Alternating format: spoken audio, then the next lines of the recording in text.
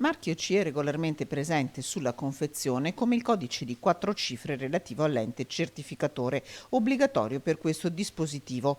Tutto falsificato in realtà, come la documentazione attestante le caratteristiche di efficienza e traspirabilità.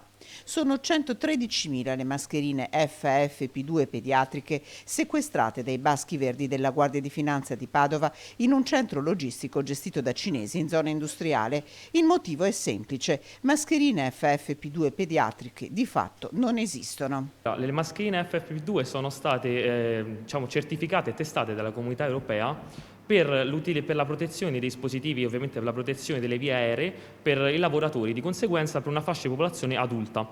A livello pediatrico, quindi per l'utilizzo da parte dei bambini, non sono state mai certificate né tantomeno approvate dalla Comunità Europea. Spagnolo l'ente certificatore che corrisponde al codice riportato sui dispositivi.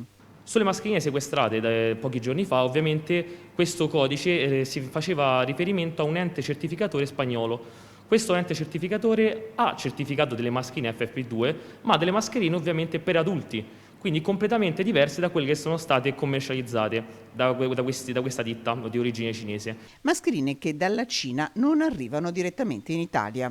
Le mascherine partivano quindi dalla Cina, venivano sdoganate in un altro paese della Comunità Europea, molto probabilmente per sfuggire ai controlli doganali italiani, e poi trasportate su gomma fino ovviamente al nostro Stato, fino in Italia, nei quali venivano poi smerciate su tutto il nostro territorio italiano.